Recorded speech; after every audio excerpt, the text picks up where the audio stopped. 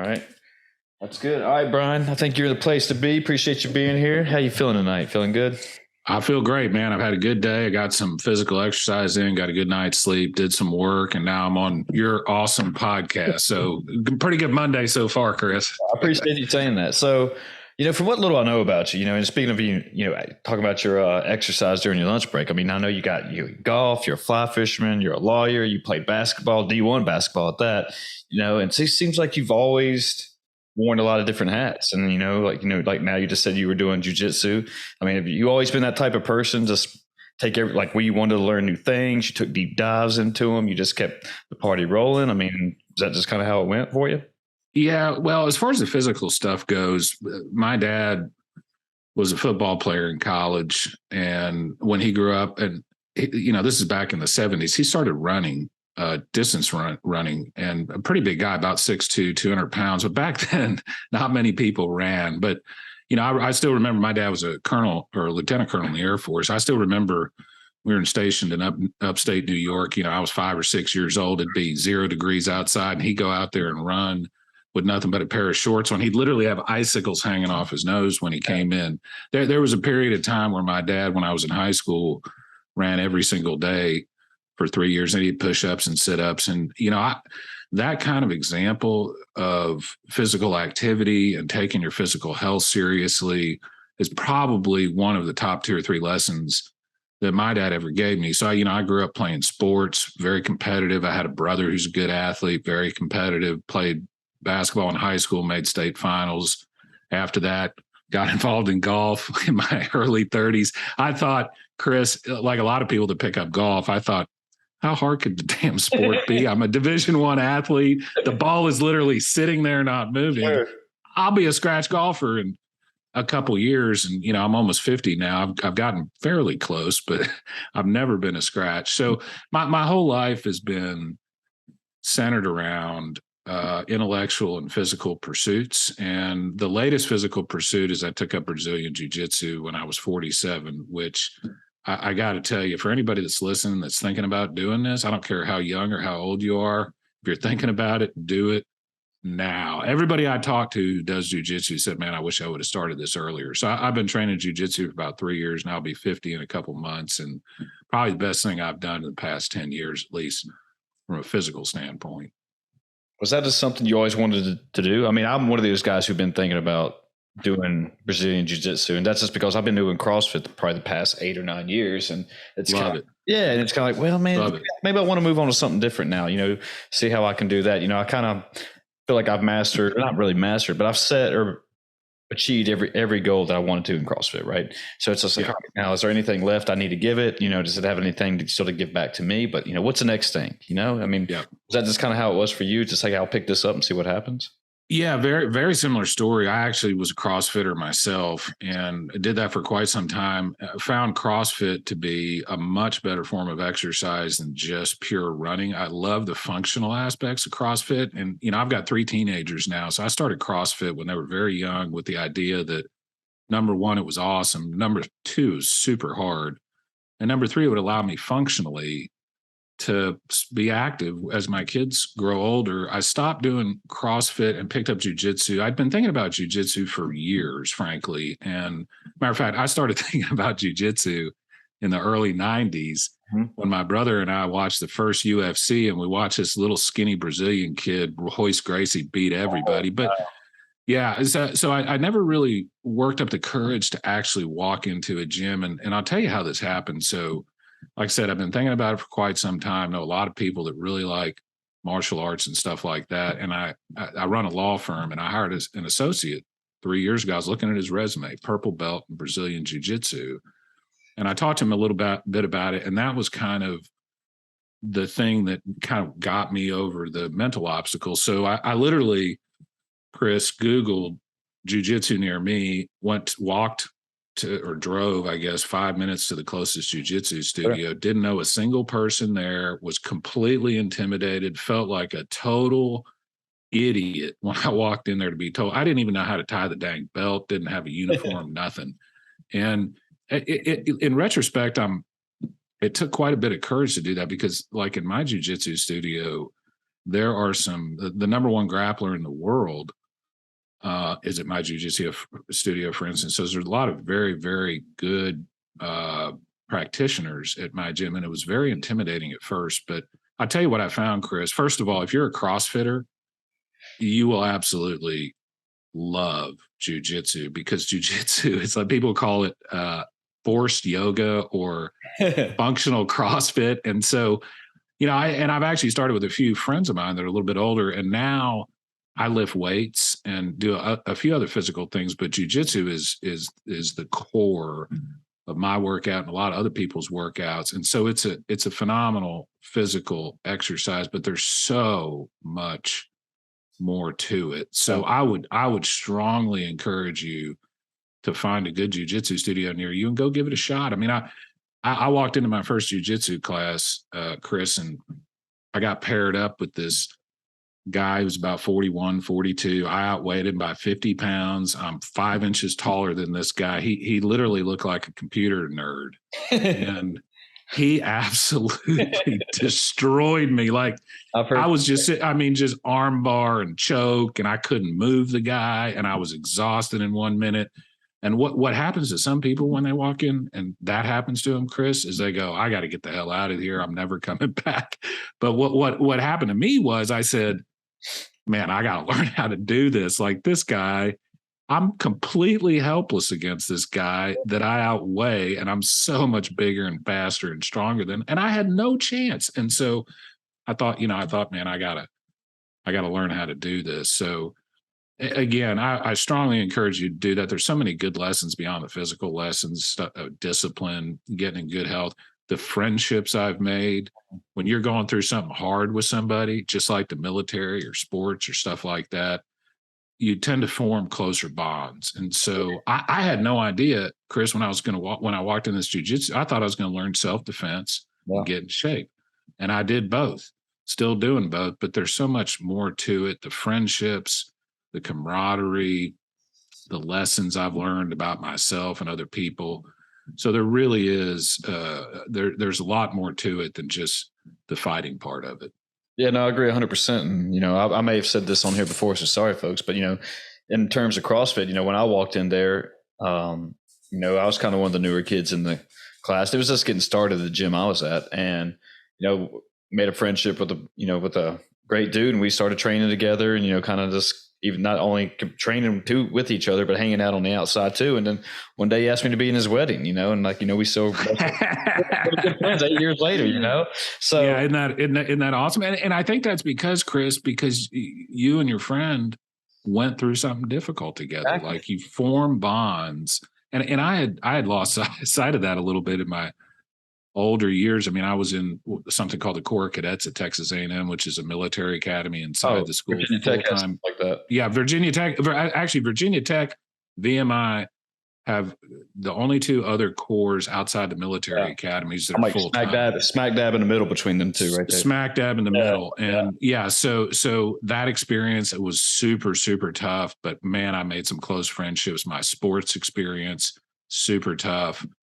Close friends. So, CrossFit, jiu-jitsu, you name it, anything that's difficult that you go through together necessarily creates these really close bonds. And going on 50, sometimes hard to meet new friends. Sometimes you kind of got your set of friends and you don't meet new friends. And man, I feel so lucky to have this whole new group of super, super good people. I tell you the other thing about jiu-jitsu that I didn't know if I was going to go in there and there's going to be a bunch of meatheads that just want to kick my butt every day. And yeah, there's some meatheads just like there is in everything, but the vast majority of people, just like CrossFit and jiu-jitsu, they want to help you. Like, they want you to get better. They don't want to hurt you.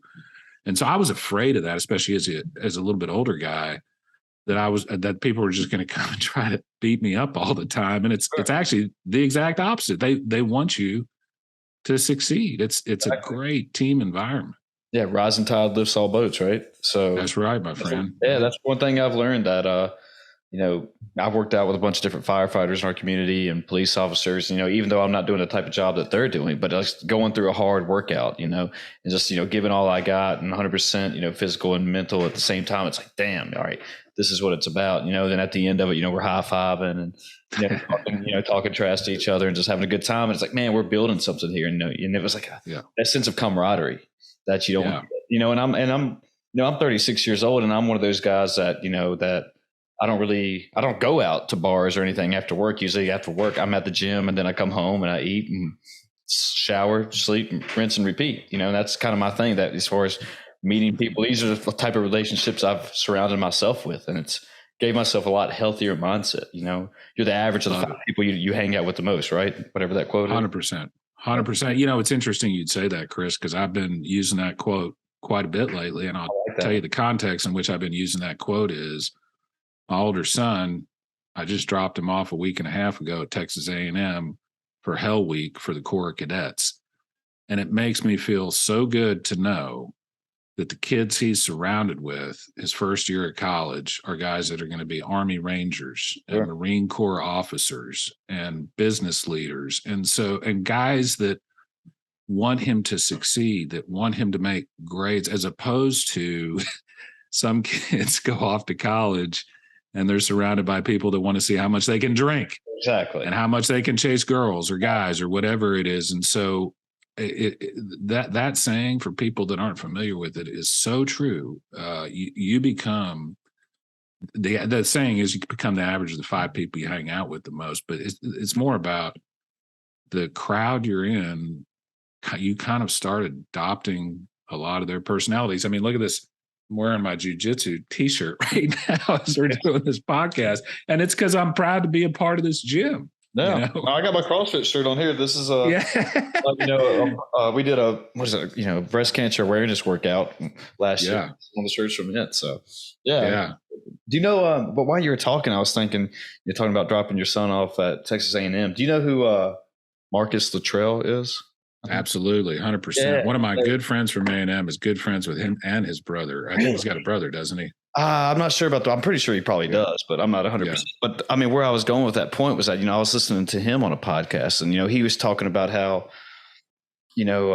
his boys were, when he was getting saved in Afghanistan, they basically crashed a helicopter in order to get him out. And, at the end of the day, they kind of give each other shit and they play along with each other. But he knows that he said a story about he was asleep one night and they came barging into his house and threw him in his pool and took all of his liquor. But he knows that at the end of the day, they got his back no matter what, and that brotherhood they built up was something that, he'll never experience anything else like it in his life. It's like, wow, that's what it's all about. Just to know you have a group of guys or a group of friends, whoever, just to be at your side at a moment's notice. But even though, you can share those type of gags with each other on the way.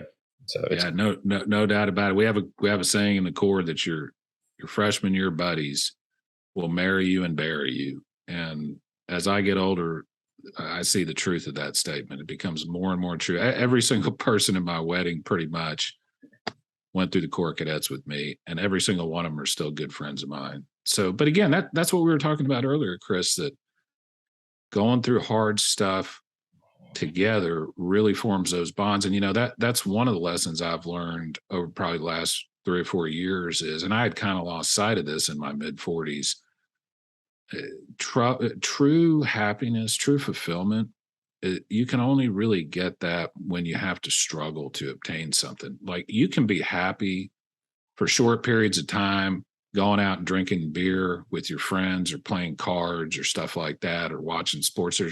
There's obviously there's nothing wrong with doing that, but true deep fulfillment comes from struggle. I mean, when I got so in jiu-jitsu, you got belts and then you get little stripes on your belts as you get closer and closer to the next rank. And I remember the first stripe I got on my white belt as a beginner, professor calls me up in front of the class, gives me a white belt, shakes my hand, takes some pictures. And then I started driving home and I bust out crying, and I could not stop crying. And it was because I was so happy about being able at 47 years old to go wrestle with a bunch of 30-year-olds for a year and earn this. And, I'm calling my dad crying, Dad, I know this is going to sound so stupid to you, but I just got this piece of tape on my belt. And the point is that the reason I was so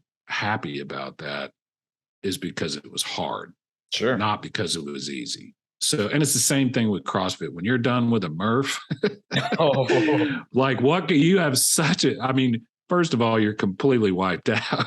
Yeah. But then after that, you're like, I just accomplished something Sure. that not many people can accomplish, No, I agree 100% that's one thing as far as, if we want to go down the mindset route, that's what CrossFit taught me.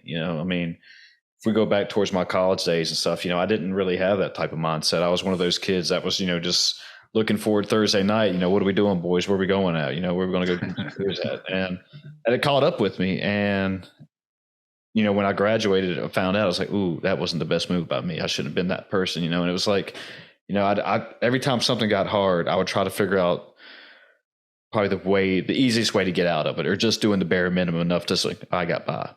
Yeah. And it wasn't until, I saw, my friends, after college kind of moving off and, doing bigger things with their lives, getting jobs, moving to a bigger city, starting, families and stuff. And I was, living at home with mom and pop. And I was like, damn, what have I been doing? And then, somewhere along the way, I decided to change my, my mindset. I went back to, school, got my master's, and then decided to continue on from there. And then, I found CrossFit, and it was kind of like, I thought it would be a normal workout. And it was like, no, like the things we've been talking about, it's like, hey, we do hard things, so it makes daily life a lot better, a lot easier. And then you find out what you're made of inside, and you keep that mentality through all things. Or I've kept that mentality through all different things. Starting this podcast, I know it was going to be hard in the beginning, but I was going to grind through it and see what would see if magic would be made later on. Now I get to have a cool conversation with you, and a lot of it, that I found out, that I had an uncle share this with me, that when you're in college, that no matter what, if you're hungover, you just think you're sick, whatever it is, just show up, just go to class, and that stuck with me for whatever reason. And I use it to this day that, a lot of my, if you want to call it success, is just that me showing up and doing the work and just doing the grunt work and grinding it out, Yeah. Absolutely. My dad used to tell me, he goes, the difference between an athlete and somebody who just works out is an athlete exercises when they don't feel like it. And so that is so ingrained in my mentality, and has been for so long, that I would set rules for jujitsu. And I'm telling you, at 47 years old, there were plenty of times, especially when I started out, where I was like, man, I am so sore. I really don't want to go. But I had a rule that if I got in my car, I would not turn back, period. I don't care how bad I felt. And I'll tell you something, I have still never in my life felt worse after a workout than I did before. I always feel better. I might be sore, I might be completely wiped out physically, but mentally, I always feel better. Sure. So, but that's the kind of thing that, like, you're talking about, this mentality. It's so important, I think, because in our country we have a little bit of this idea that, the instant gratification and things, you should be able to push a couple buttons on a phone and basically get whatever you want within 5 minutes. Where's the struggle? Where are people getting the struggle from? And, back 200 years ago, just being alive was a struggle, right? And we're so privileged as a country right now that for a lot of people, they have to go out and they have to look for things to challenge them. I was in a position, financially secure, good business, good family, all that sort of thing. It's real easy to just sit around and kind of enjoy your success and not push yourself. And I tell you, it made me realize, Chris, that success is very, very dangerous if you're not careful, because people that are really successful, whether it be financially or otherwise, tend to rest on their laurels sometimes, and it's easy to do. And I found myself in my mid-40s getting a little bit overweight, getting a little bit out of shape, getting a little bit lazy. I start looking around. The guys I play golf with, the bellies are getting bigger, the chins are getting longer, the hair is getting grayer.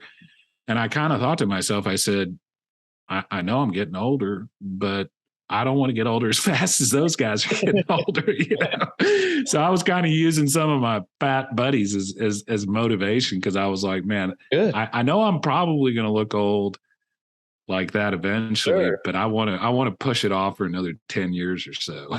Yeah. Yeah. I mean, that's one of the one things that, I went down this active lifestyle, and, that your growth mindset was that one of those things that I had a goal to live to 100. I want to be Nice. carry on. And for whatever reason, I don't know why, I guess because I don't think nobody in my family has done it.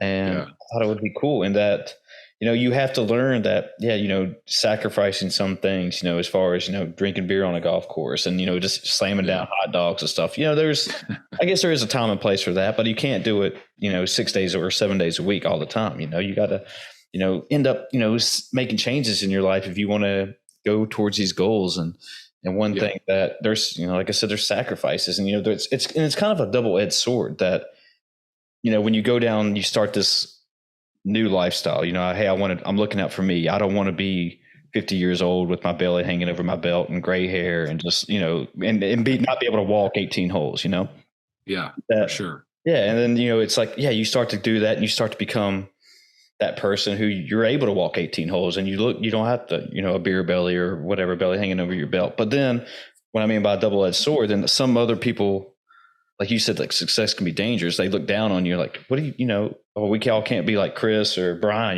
he's over there just, eating whatever's a salad and a water.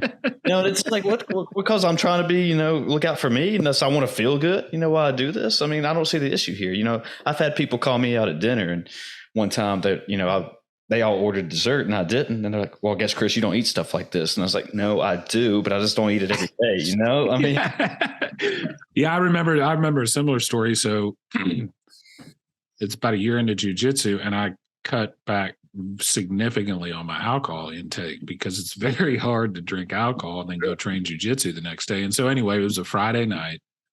I had trained for an hour from 6:30 to 7:30. My wife and I went up to the country club to have dinner with some couples.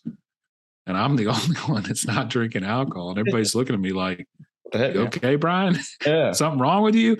And I'm sitting there thinking to myself how easy it is to slip in, like we were talking about earlier, slip into groups where you don't even think twice about it. And by the way, there's nothing. I love wine. I love scotch. Sure, I agree. Beer, all that stuff. I'm not saying there's anything wrong with that at all, but, moderation and everything type thing. But the point is you get to, you're not careful, you'll find yourself in situations where you kind of look around at the circle that you're spending time with, and you don't even realize how much influence, positive or negative, that the people you're hanging out with have on you. So, like the golf course is a good example. After golf, it's tradition that everybody goes to the 19th hole and knocks back some cocktails. And that's I've done that a few times, but that's never really been my thing. But it is hard because it's so natural, and that's why, like we were saying earlier, one bit of advice that I've had for my kids and people that care about what I have to think about anything is just be real careful about who you're spending your time with. Sure. Yeah. No, I agree 100%. That there's a lot of different roads you can go down, and that, and if you go down that road too long, then it's hard to get back. And, I heard somebody say this one time, that when you decide that you want to get better and you want to make a life changing choice, of whether it be lose weight, go become a lawyer, a doctor, whatever, that you have to get better the same way you got sick. Yeah. And I was like, wow, for some reason that never resonated with me until I thought about it a little bit. It's like, oh, that makes so much sense. You got to start doing everything the right way, and before, instead of going down the wrong road, and go down the right road. And and if you get off on the barrier or the whatever, the shoulder, it's okay every once in a while. I mean, like you said, I'm with you on, like, I don't mind having a glass of wine, bourbon, something, with friends and stuff. But it's one of those things that also, like, I always plan out my next day. Like, oh, what am I working out in the morning? Is this going to affect me, my performance or whatever? So yeah, and like you said, there's a time and place for it, but it's also that at the end of the day, I want to look out for my best interest and still go towards, my goals or whatever it is that I want to do. And it's so hard too, because of, with, like the friend groups that you're in, and then all of a sudden you're not the cool person, and you're like, oh, you're the guy that's too good to do things like that. Then that can kind of almost be a thing to your mind too. And I don't want to say it'll lead you down to depression or whatever, but you're like, hey, everyone's going out on Friday night and you're going home, to get your 8 hours or whatever. And you're like, man, this is, that starts to place in your head. Maybe that's just me thinking out loud or whatever, but I think it does for most people because they're trying to do everything all at once. And you're like, oh, wait, maybe I do want to go out, but like, no, I got to watch out for me. Does that kind of make sense what I'm saying? 100%. And I'll tell you, one of the things, and there's a great book about this called Atomic Habits by a guy named James Clear. Yeah. And James has a bunch of good stuff in there. And one of the things that I really like that he talks about is it's easier to do things when those things are part of your identity. So as opposed to I'm going to go work out saying I'm the type of person that works. I'm an athlete. I work out. And it becomes a lot easier. I'll tell you, it is a lot easier for me to cut back on the alcohol, to eat healthy, to get sleep when I know the next morning I'm going to be in there rolling with 25-year-old purple and black belts and brown belts. And so I think behavior change is easier when you put yourself in a situation where you want to change your behavior. Like it's not painful. For me, lately it's been jujitsu because I want to practice jujitsu and I want to do it for a while. So I want to do the things that requires, which is being healthier, lifting weights, getting good sleep, focusing on all that sort of, some people call it the jujitsu lifestyle, but that, it wasn't like when I didn't look around and say, man, I got to give up all this stuff. I looked around and said, man, I can do this jujitsu and I can be pretty good at it. I just got to tweak a few things in my personal behavior if I really want to be good at it. So yeah, 100% agree with you on that, Chris. 100%. Well, I mean, it also goes, you taking, I'm assuming I guess every state you have to take the bar to be a lawyer, right? I don't know. Yeah. But you do. Yes. Yeah. So if you really want to be a lawyer, you have to, do those X, Y, and Z in order to, accomplish that goal. You just can't be the person I guess there's probably outliers to everything, where that person who probably doesn't have to study can go in there and just ace it or no matter what. But I mean, there's a lot of work to be done in order to get that profession. And that's why it's one of the top professions, that in order to get there, you have to do all the work and the late nights. And I'm assuming, I only got my master's in sports management. So for me, it was just, reading a lot of books, but still that was tough for me at the time, just because I didn't have that habit of wanting to read or wanting to work hard or learn more. I just kind of, I guess it was, maybe just being a teen or I don't even know, I guess a young adult at the time where I thought I knew everything. And I thought still, I never got my ego in check that I could actually, I used to think I was one of those people who could just walk in a classroom, just, like no matter what passed or whatever. Then if I didn't pass it, like, all right, whatever, I'll just move on. But yeah. 100%. And I was kind of the same way when I was younger. And fortunately, when I went to college, I had no study habits at all. Yeah. And the basketball team and the Corps forced me to study 5 nights a week. Like it forced me to develop those habits. And those habits are not, for a lot of people, natural, right? I mean, there are people that naturally love to study. There are people that naturally love to work out. There are people that naturally love to play an instrument, write, do videos, whatever it is. But most people, they have to kind of develop a passion for that thing. So people are like, what's your passion? I think that's a bad question. I think what's your purpose is a better question. And so I've been thinking a lot about like, what's the purpose of life lately as I get a little bit older. And, I don't know the answer to that question, but one of the things I've been telling my kids lately is getting the most out of whatever talents you have, whatever you've been given, trying to maximize whatever it is that you have is a pretty good compass. I mean, if you're every day just trying to get a little bit better, trying to whether you're a singer or a videographer or whether you're making cookies or anything, if you're focused on little improvement every day, that's not a bad way to live your life, I don't think. And touched on I'd like to get your thoughts on this. Touching on this subject or whatever you want to call it. That. What do you think about the saying "hard work beats talent"? I think it's absolutely true. I'll tell you a quick story about that if you'll indulge me. Yeah, please.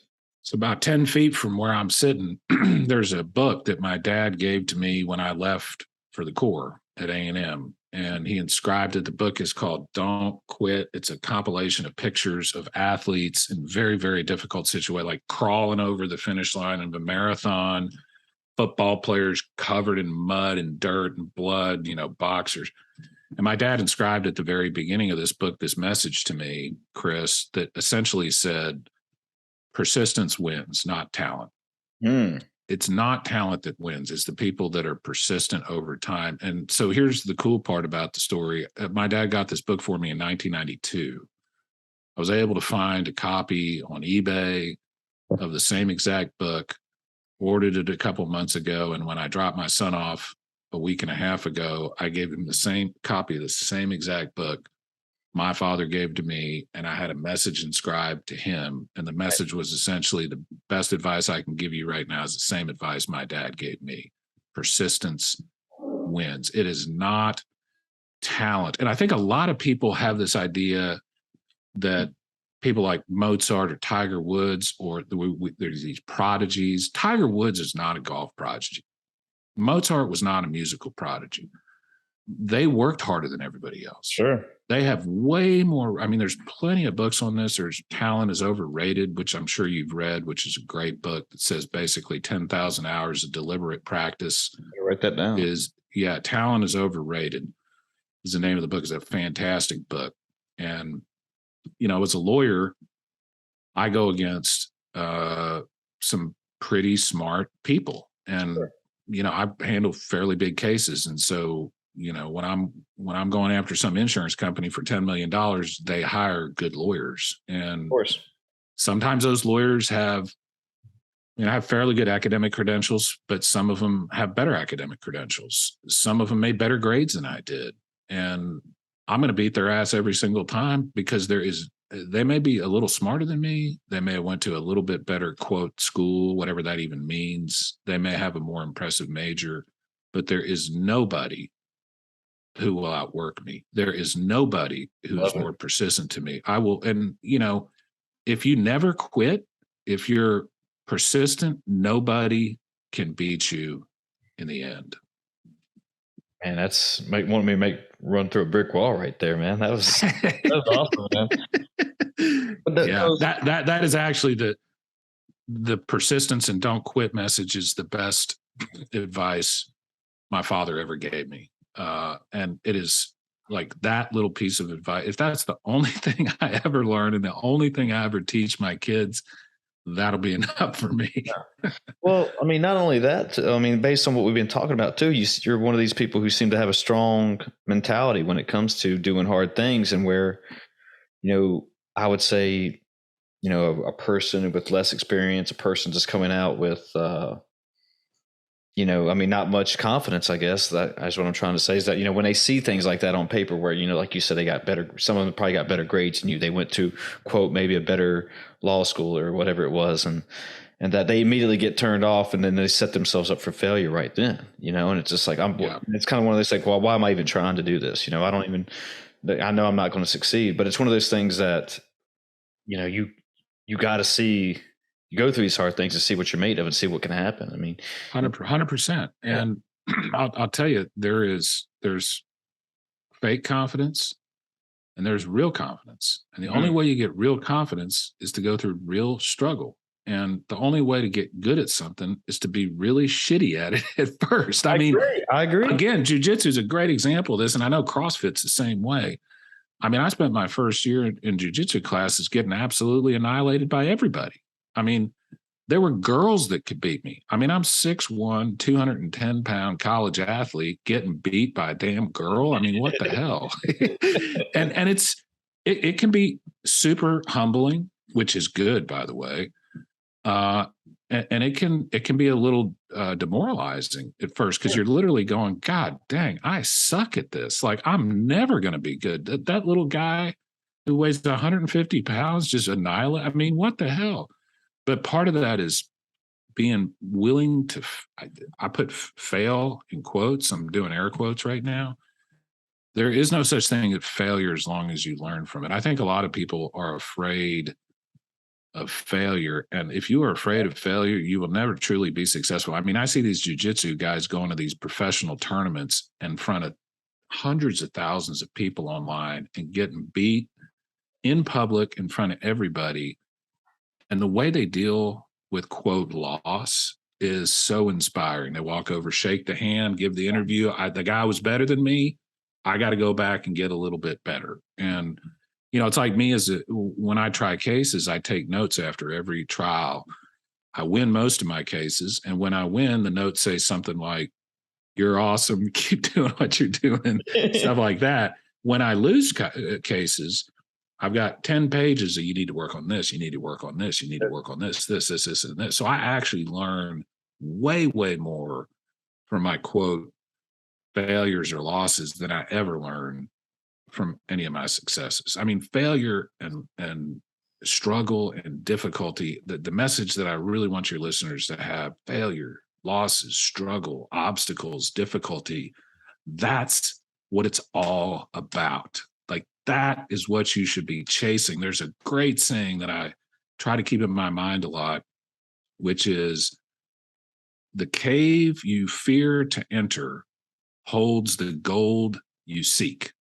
So, like, I did my first international Brazilian Jiu-Jitsu tournament in April as a 49-year-old guy. I'm fighting some Brazilian dude that's fought in 10 fights. Before the fight, the night before, I'm literally in my mind, Chris, I'm sitting there thinking, man, how can I get out of this? Like, can I pretend like I'm hurt? Yeah. I had a flat tire the day before. I could have used that as an excuse. Yeah. There's no way I'm going to be able to drive back to Houston. But I just kind of said, you know what? Can I cuss on your podcast? Yeah, man. We've been doing it. So you're good. All right. So I just kind of said, you know what? Fuck it. I'm just going to go in there and see what happens. And I was afraid when I went in there for my first official jiu-jitsu. I mean, there's thousands of people in this place and never done it before. And, I could be literally choked unconscious if I make a mistake. And I was scared shitless. I mean, I'm not going to lie to you. I still get scared before I go on a trial. But you got to develop whatever skills you need to develop, because everybody's scared to overcome that. Mm. I mean, everybody's scared. You think Tom Brady isn't nervous before a Super Bowl? Of course he is. Sure. Everybody is. You think Obama wasn't nervous before he gave State of the Union addresses, or Trump? Of course they are. But they've developed the skills to overcome that nervousness and just go do it. Mm. Man, glad you talked about that. Just because, I used to think, even when I do my CrossFit competitions, I would get pretty nervous. And, just because, it's the fact of not knowing what's going to happen, like you said, in jiu-jitsu, you're going to go. The uncertainty. Yeah. I'm going to go in here and get choked out, or am I going to go down here and miss my lift and everyone make fun of me? But nobody's really there to make fun of you or anything, but it's just me just wanting to perform so much. And you get that nervousness because I think you care so much about doing really well. And, it's like we're talking about the greats, like the elite people, like you said, Obama and Brady. You would never think that they're getting nervous. Like Brady's won how many Super Bowls now? Like, oh, he doesn't get nervous anymore. Yeah, he still cares. He wants to perform. He wants to do well. Yeah. And we don't have to go down this sports road, but now where he's getting to, I forgot how old he is now, but now it's like I almost feel like he's going to be more nervous just because he's still out there trying to prove something to all these people who say, when you listen to sports broadcasters now, and this as well as I do, that, when they say, oh, he's 36 years old, it's a Cinderella story, he's even out here right now. And it's like, what? I was like, oh my gosh, man. Like, one of my life is over now. But yeah. But it's one of those things that it's just like, wow, it's just, and until talking with people like yourself and reading books and stuff, it's like, it made more sense to me and made me a little bit more comfortable knowing that, okay, all the big timers are still getting nervous. It still means something to them. That's a great point. What you just said, I think that last little part you just said, I think is so important. And that is, the nervousness is because you care. Yeah. And the second I'm not nervous walking into a big trial, it means I just don't care as much and I need to hang it up. And so, there's we can talk about different ways to overcome nervousness, but one of the good ways that I found to overcome the competitive nervousness is to think about the fact that nervousness, the physical emotions that are going through your body when you're nervous are the exact same emotions that go through your body when you're excited. Sure. Okay. So you can reframe nervousness as excitement. You can say, I'm not really that nervous about this. I'm just really excited to get in there and see what happens. And that's one way to kind of rephrase that. But I'll tell you another thing. If Tom Brady walked into the courtroom and was on the other side of me, I would absolutely annihilate him. He'd be sweating. He'd be so nervous. Why? Because he's never done it before. Correct. Right? Correct. Just like if I was standing behind the center of the Tampa Bay Bucks, I wouldn't be able to hold the ball. My hands would be so sweaty. So, but Brady wasn't like that when he was the third stringer at Michigan. You know, he wasn't like that when everybody's seen the combine picture. He literally looks like an accountant in the combine picture. Right?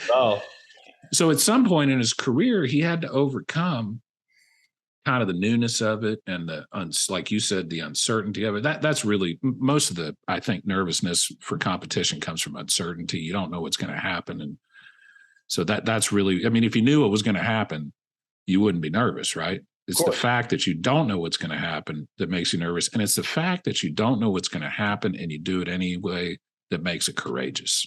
Yeah. Ooh, that's a good one. Do you know what imposter syndrome is? I'm assuming you do. I do. I was just listening to a podcast today about that. I was like, I have that a lot, by the way. I was going to say, I mean, do you think, we're talking about nervousness and stuff because I like to think that, like when I was talking about, my CrossFit competitions or whatever and even right now I'm training for a half marathon next month. And that it's one of those things that, I'm going to be, called a person who didn't put in the work that they were supposed to be doing, or like all my talents are going to get, shined down and that nobody's ever going to believe me. And I feel like I have something to prove and everyone's just going to look at me like, why is this guy even here? So I even deal that, with that, with almost, everything in life. And it's one of those things I finally found a reason, or not even a reason, but found a solution to, fixing it for myself. When I start getting these thoughts that, I put up a red stop sign in my head and just like, all right, what are we doing here, man? Why are you thinking this way? Be confident in yourself. You're ready to do this. You've done a workout like this 100 times. You've done your work. You've done your DD, you've done everything that you need to do. So why am I having these thoughts? And I guess it's just, part of, I don't know if it's human nature or what, but I think it's just a lot of humans seem to have it. No doubt. I think we all have it. But here's a little secret for you. Most people are thinking most of the time about themselves. They're not really thinking about you, right? And so I think mentally we have this impression, if I go into this jiu-jitsu tournament and get choked unconscious, everybody's going to think I suck. Yeah.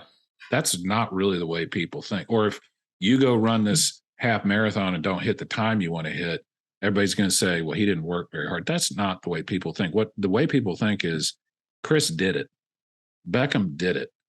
And that's all that matters really in the end. It's kind of like the great Teddy Roosevelt saying that I got right over here by my computer, the man in the arena. I won't read the whole thing. That's a good quote. I know. But essentially Teddy Roosevelt is saying, I don't give a shit what the critics say because they're not in the arena. I am. That's the basic message behind that quote. And it's true.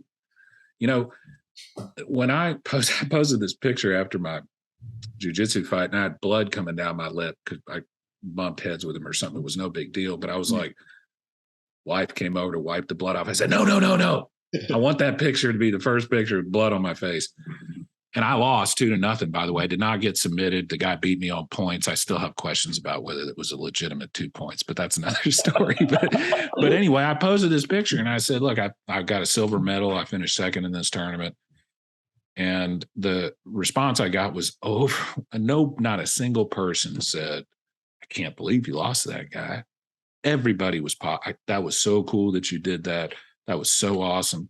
When you go run your half marathon, nobody cares what your time. You care what your time is. Mm-hmm. Nobody else cares what your time is. What they care about is the fact that at 36 years old, you're pushing yourself to do hard things. That's what people care about. Yeah, well, I like that. I'm glad you put it that way. I never always have a problem looking at things, and I'll try to look at things in other people's perspectives as much as I can, but usually it's hard. It's because obviously, like you said, most people I think tend to just focus only on themselves. And but I guess where I was going with that is that I wanted to ask you about what we've been talking about, like sports and learning different things as far as what you have to do, hard work, talent, mindset, and all that. What do you think about participation trophies now? I mean, do you think it's good for young athletes? And that's a good question, and I'll just be totally candid with the way I think about that. I'm not sure that's a great idea. Now, I'm with you. I in other words, I don't think it's a good idea to teach kids that it doesn't matter what the results are. The results matter. And anybody that tells you otherwise is, I don't think, being honest with you. Now, the problem we get into, of course, especially with youth sports, is people act like the third grade local championship game is the damn World Series, and they overemphasize it. But look, I don't want to sound like an old fogey when I say this, but I do think it's okay. And the other thing is, not only you're teaching kids that winning and succeeding is important, because it is. Yeah. But you're also teaching them how to handle losses and how to handle adversity. Like I said earlier, I've learned so much more from the trials I've lost and from the trials I've won. When I still have this after 3.5 years of jiu-jitsu. Going in there, I get submitted in class and I'm like, I got submitted. But I'm finally getting to the point where I'm just like, I don't care if I get submitted, because I know if I do, I'll learn a mistake I just made and I'll be able to fix it. If I went in there tomorrow, Chris, and for the next month I never got submitted by anyone and beat every single person in the class, I would be like, this is boring as hell. Same thing with golf. If I go out and shoot 72 every single time I played, what would be the point? Yeah. Right. And so learning how to win the right way and learning how to lose the right way are pretty big skills. Learning how to participate is, I think, important, but I'm not sure it's quite as important as learning how to take a loss and learning how to take a win.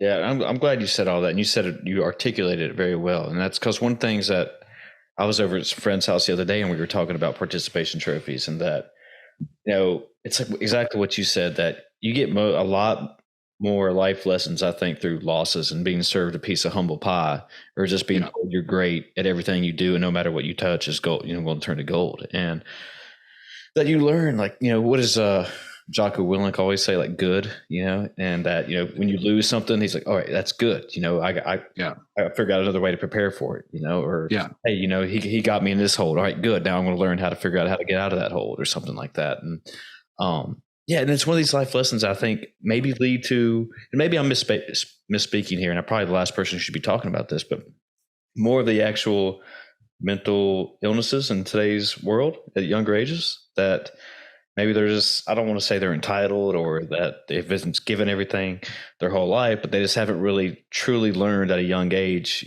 how to handle adversity. And then when they come along that path in life, and it's just like, what do we do here? They don't know how to handle it. I don't know. Can I ask you a question? You can. So I know, having done CrossFit, that I don't want to say I know, but I strongly suspect that you've had times where you literally didn't think you could physically do any more exercise. Like you literally reach this breaking point, and then you push through it, right? And you find out that limit that you thought you had was a mental limit and not a physical limit. And so have you had that experience before, Chris? Yeah, first time doing Murph. I mean, that's like earlier. I remember my first Murph. Absolutely awful. So how do you know? And I told my son this when he left for the Corps. I said, they're going to push you to your limits, and then they're going to push you past your limits. Sure. And you're going to find out that the limits you thought you had aren't the limits that you really have. And the question is, how do you know what your limits are if you never push yourself to your limits? I agree. Right? You're going to have this mental structure in your head that I can't do X or I can't do Y. And that's going to be a false belief. I mean, it's not true. For most people have far more ability than they realize. I'll tell you, this is a little bit different topic, but another good book that really changed the way I raised my kids was a book called Mindset by a professor named Carol Dweck, Dweck. And she wrote this book, I think, roughly 20 years ago or so. But essentially, she said there are two ways of encouraging your children in their activities. So let's just take a math as an example or something like that. Let's say your kid is really good in math for 2 or 3 years, and you're constantly saying, oh, you're so good in math, you're talented in math, you just have all this natural talent. Or baseball, you're so naturally talented, blah, blah, blah. Well, the first time they fail a math test or get a B, or the first time they get a home run hit on them as a pitcher, they're going to go, well, I must not be as talented as I thought I was. Okay. So that's one way, is to say you're so good at this, you're so naturally talented. The other way to do it is to say, I'm so proud of how hard you worked for that math test. I'm so proud of how hard you trained for that baseball game, and focus not on the natural ability, but focus on the effort that's put into it. And then here's the magic of this. Let's say you go in and you don't get that A on the math test, you get the C. Instead of saying, well, I'm just not that good at math, what do? You say, well, I just got to work harder. And so it's two totally different ways of looking at the world. Like if I didn't have that second mindset, I would have quit jujitsu in a month, because I got beat every single time I went in there. And I would have been telling myself, I'm just not good at this. I just don't have this natural ability to do this. I'm just not that skilled. But because of my mindset, I said, you know what? I'm going to get good at this. Yeah. And you know how I'm going to get good at this? I'm going to work harder. I'm going to put in the time. I'm going to be consistent. I'm going to show up even when I don't feel like it. And I'm going to figure out a way to be good at this. And it's a totally different mindset, and it creates a totally different outlook on how to get ready for something. It creates a totally different outlook when you suffer a setback or a loss or a defeat or something like that. Because instead of saying, it's me, I'm not any good, you say, I am good, and I'm going to be better. Yeah. I like that. I mean, and just touching on that, when you asked me about working harder through a workout, or knowing that when I felt my limit, if I could push through, I mean, the reason I'm doing training for this half marathon right now, so I'm doing a 3-person triathlon with 2 other people who CrossFit with me, and they're both runners. I mean, that's all they were not all they've done, but that's their niche, that's their thing. But I volunteered to do the half marathon because I'd never done one, and I knew it would be challenging for me, not only mentally but physically. And I was like, ooh, this is my time to do it. It's like we're talking about books tonight. Matthew McConaughey's Green Lights book. Great book. Right there. Yeah, great book. It's one of those things. Yeah. There's my green light. Here's my chance to actually try something. And I'll be honest, I've been training for a little over a month now, and it's tough. It's one of the toughest things I've done. Yeah, I'll bet. With CrossFit, as far as a 5K, I got you there, no problem. But anything past that, I've been that guy, man, and, it's new, it's really meditative for me. It's really something different. It keeps me like, I know, and it's going to be tough. And I was like, oh, that's why, I've been talking about things like this. You and I both have all tonight. It's like, oh, this is what it's about. We got to keep doing these hard things in order to be better for tomorrow. And, even in Peter Attia talks about longevity and doing hard things. And that's one of the keys to longevity, is that, you train your brain to do hard things. You train your body to do hard things. And then the next day, it's not bad. You keep your body guessing. And then all of a sudden, hopefully you're walking through life at an easier pace, and later in life, I guess, And what is it that Mike Tyson says too, that do the things you hate to do today so that tomorrow they're easier. I'll probably butcher that, but it's something like that. So yeah, I love that. And it's a mentality that is not natural for most people, but can be developed over time. You just gotta show up and do it. And one of the I have a number of different little motivational sayings that pop up on my reminders on my phone every day, and one of them is, consistency is key. So I'm not going to be a black belt in jiu-jitsu next week. I will be a black belt in jiu-jitsu eventually. And the reason I'm going to be a black belt, we have a saying that the only difference between a black belt and a white belt in jiu-jitsu is a black belt just kept showing up. because most people quit. And so I'm just one of those guys that I'm just going to keep showing up again and again and again and again and again and again until I get what I want. Hell yeah. Brian, we're getting a little short on time here, but we might switch gears here. And I wanted to ask you, because I wrote this down. You said something about it earlier in the podcast that, you've been thinking a lot lately about what's the purpose of life. Yeah.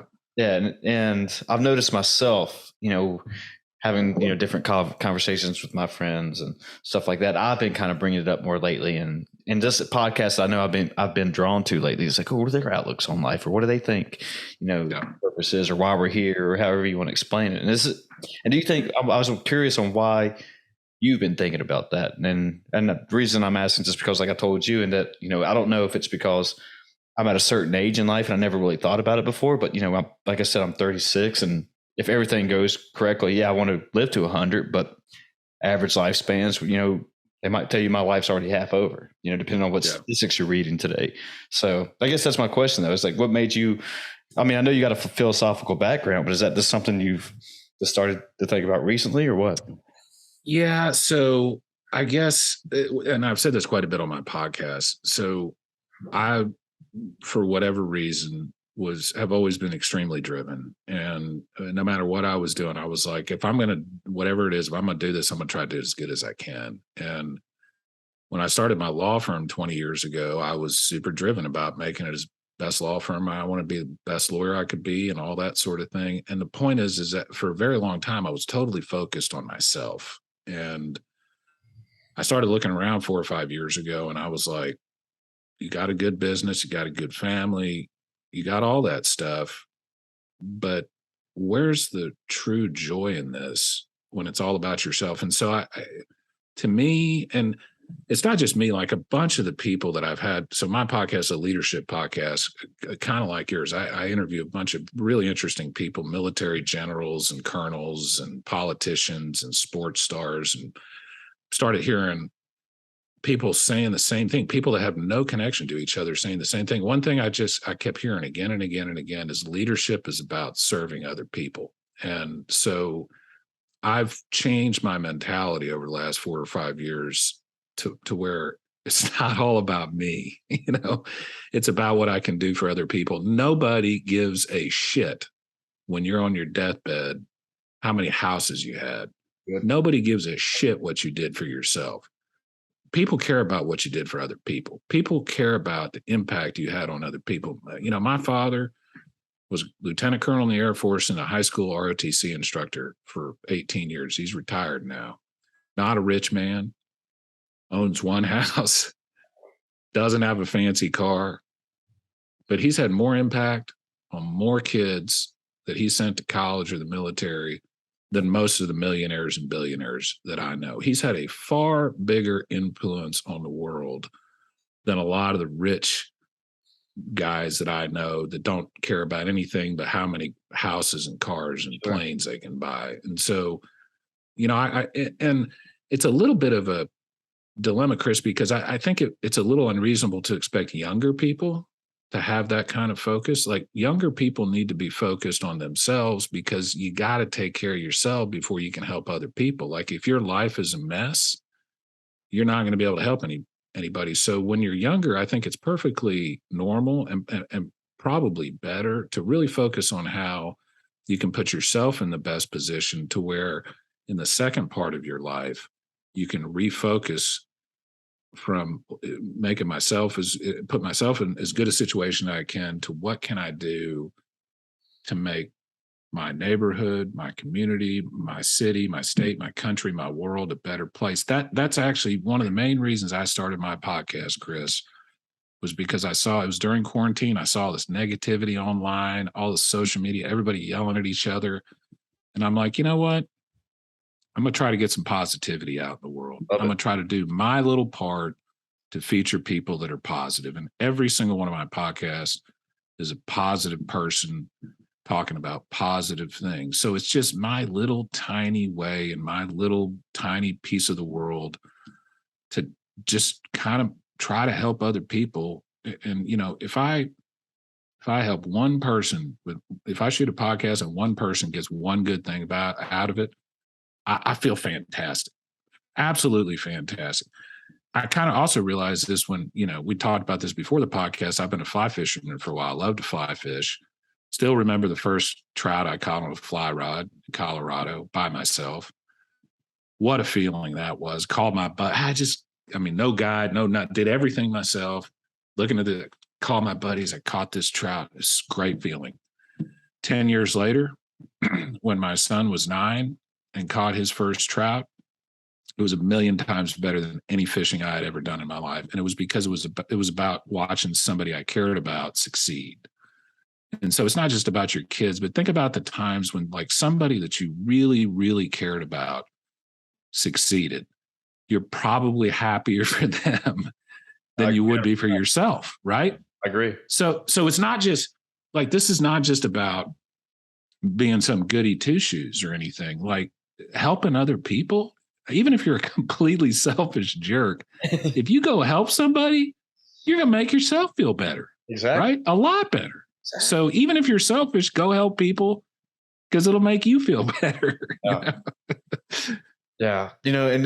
And real quick, I know, like I said, we're getting short on time, and that's one thing I've learned doing these podcasts. There's 2 types of jealousy, and there's one that, when you just wish, you're jealous of, I don't know Tom Brady for winning so many Super Bowls and being such a great athlete. You're like, man, I hope he just, breaks his leg or whatever out there. But then there's another type of jealousy and I don't wish that. That's an example. And there's another jealousy that's like, you're jealous because he is so good, and that you learn to do like the things we've been talking about this whole podcast, like motivate yourself, do the hard work, do the things that you don't want to do so that they can become easier the next day or whatever. And it's like, yeah, that's the type of jealousy you want. You don't want to wish negativity on the whole world and surround yourself with that and just be consumed by it. Because what type of life is that for somebody? Envy is totally and completely poisonous. And as a competitive lawyer, there were times where I'd see some lawyer got a $10 billion settlement, and I'd be thinking to myself, that guy is a dumb shit. He doesn't know what he's doing. I can't believe it. Why is that guy getting that case and not me? Yeah. Boy, that is absolute poison. That is poison. And I look around, I know a lot of very wealthy people. And I also know a lot of very wealthy people that are very unhappy. So you hear this saying about money after a certain point. I think the number is 80,000 or 100,000 doesn't cause any more happiness. I actually think that's not true. I think you need far more money to be comfortable financially before that starts kicking in. But at some point, just think about it this way, Chris. If I gave you $100 million right now, what would you do with it? Maybe buy a nice house, maybe buy a vacation house. Okay, now you got 90 million left. What are you going to do with that? At some point, you just cannot buy your way to happiness. It's just not possible. You can only drink 1 bottle of Dom Perignon at a time. You can only physically be present. You got a 100,000 square foot house. That's ridiculous. You can only be in one room at a time. You can only drive 1 car at a time. There's a limit to what money can add to your happiness. And so you got to find it someplace else. And what I found is the things that make me happiest are struggling for a worthy goal and helping other people. Those are the 2 things that make me by far the happiest. Is that an issue with, I don't know if you want to say society or culture or whatever, but we're talking about success and being happy, that it's almost implemented that, you have to have 6 different cars and then a vacation home plus your $10 million home and wearing a Rolex. I heard this that, you're not successful unless you have a Rolex. And is that the issue today? And that so many people put so much pressure on themselves in order to achieve these certain status symbols that it's just like, I think there's a lot of that, and I'm thinking of a particular person on Instagram. I don't follow the guy anymore, but I used to. My boys used to follow him. A guy named Dan Bilzerian. Dan Bilzerian, you know what I'm talking about? Okay, so this is a guy. I don't know if he still posts because I don't follow him anymore, but he's obviously juiced up on steroids. He's always got 20 bikini-clad, awesome, beautiful women around him. He drives a kick-ass cars, shooting all these big guns. This guy's a damn child. He's a child. Yeah. And when I was 25, I would look at that guy and go, that's what I want to. I mean, I want to have 20 hot women around me in bikinis and shooting machine guns and driving Jeeps in the Vegas. I mean, when I was younger, I would look at that and go, that's what I want. Sure. With a little bit of maturity now, I go, that is absolutely the last thing in my life I would want. That guy is basically a boy in a man's body. Give me the guys that do that and have a family with kids. Mm-hmm. Those are the real men, the Jocko Willinks of the world. Those are the men that I look up to, not the men that flash their houses, their cars, their watches. That's all preposterous and it's childish, frankly. And in our society, there's, certainly we encourage, these gaudy displays of wealth and stuff. But I do think, and I'm an optimist at heart, I think that we're kind of seeing a little bit of a shift where people don't see that as quite as important as they used to. I think a lot of that happened with quarantine when people realized, hey, I can spend time with my family and get my work done. Why should I be sitting behind a desk for 9 hours a day? I mean, that's the dumbest thing I've ever heard in my life. I don't have to work 20-hour days to be a good lawyer. I can work 6-hour, real concentrated 6-hour days and then go do jujitsu at night. Sure. And frankly, I'd rather do that. I mean, I could make twice as much money as I make right now, but I'd have to work twice as much. And that seems completely pointless to me. I mean, what's the damn point? Okay, I'm 80 years old and I got a big pile of money I'm sitting on and I don't know my wife and kids. I mean, come on, that's the worst life I can imagine. So I do think that there's a lot of pressure because there's a lot of very childish people on social media bragging about things that frankly are completely worthless. But I do think people are starting to get wise to that a little bit and starting to see how empty that really is. I mean, you look at guys like, there was a lawyer in Houston who died 5 or 6 years ago that was probably worth $500-600 million. Never been married, had no kids, had a drinking problem, super successful, one of the best lawyers ever in Houston, and an absolutely miserable human being because his priorities were completely out of whack. I mean, according to the lawyer, success criteria, money, fame, great cases, he had everything. But according to what really mattered, he had a giant hole in his heart, like just empty inside.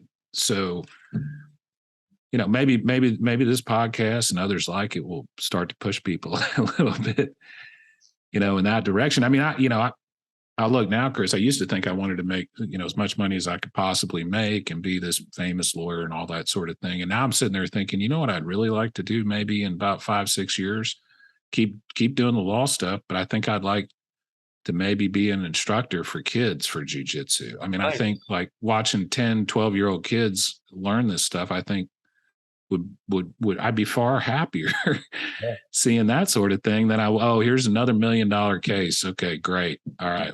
What am I going to do with this? Stick this money in the bank. Great. So anyway.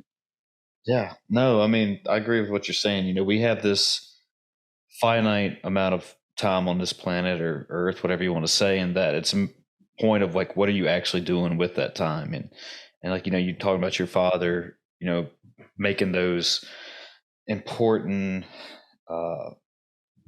doing all those things for those kids or making those, things for all those people rather than not being a millionaire and driving a fancy car and just all those impressions that those people will have in their memories banks from now on. And that, it's almost a issue with like there's hustle culture and that, in social media that there's people who promote, you can only sleep 4 hours a night in order to, get to your dreams and have this big house in the Hamptons with 6 Lamborghinis or whatever. But it starts to boil down because I used to think that I'm not famous or I'm not successful, but it boils down to work-life balance, and you talked and you said this earlier, and this is what my last point, and we can get off this topic. But John Wellborn, he's an Austin, Texas guy that used to play football for Kansas City, but he made a good point on his podcast one time that when you're lying on your deathbed, are you actually going to be sitting there thinking like, damn, I should have bought that extra iPhone, or wish I would have got that extra Rolex, or whatever it is, that you're going to be more thinking about, the time that you spent on this planet and what you did for it, and what the people actually thought of you and what you thought of them at the same time. So. Yeah, I've been dropping my oldest son off for college has been a little bit traumatic for my wife and I, as it is for all parents. And I've been thinking about coaching his sports teams for 15 years, going fishing with him, having fun. Like I hadn't been thinking about how many times I was in the office during one of his basketball games. I've been thinking about the fact that I never missed a single basketball game. Nice. Like that is far, far. Oh, I didn't go to this deposition this day because my son had a basketball game. I sent an associate instead. I'm really, when I look back on my life, I'm really proud I made those decisions. You know what I mean? For sure. When I first started practicing law, my wife was pregnant with my first kid, and I didn't want to leave the city for the week that she might give birth. I remember a partner walked up to me and said, "Well, you'll never be a good lawyer." And I remember thinking, well, if I got to leave my wife when she's about to give birth to be a good lawyer, I don't want to be a good lawyer. Yeah. And it turned out what he said was complete nonsense anyway. But it's a mentality, and it's another example we were talking about earlier. I was surrounded by people that thought if you left your family when they needed you and worked, you would. That was good. And for whatever reason, I think it's the way my dad raised me. I realized immediately that's not good. Like that is bad. I need to get the heck out of here. So I left that firm pretty quickly thereafter and said, I got to go someplace where I'll be surrounded by people that share the same values that I share. Cool. Brian, let's take it home on that right there. Surround yourself with the same value. Surround yourself with people who have the same values. I like it right there. Yeah. If you want to plug your podcast, if you want anything you want to plug, feel free to do that and all that good stuff. Yeah. Lessons from Leaders. It's on all the podcasting. Lessons from Leaders with Brian Beckcom is on all the podcasting apps, on YouTube. My website that has my writing and my podcast episodes is brianbeckcom.org. It's a weird spelling, Beckcom, 2 C's, Beckcom, Brian with an I. And then my law firm is vbattorneys.com. That's V as in Victor, B as in Brian, attorneys.com. And then I'm on pretty much all the social media stuff, Instagram, Facebook, all that stuff under my own name. Cool. Brian, you're a badass too, man. I appreciate you being here. Talking with It's been awesome. Really, really fun. And thank you for having me, Chris. Truly, it's been a pleasure. All right, folks, we're out of here. Good night.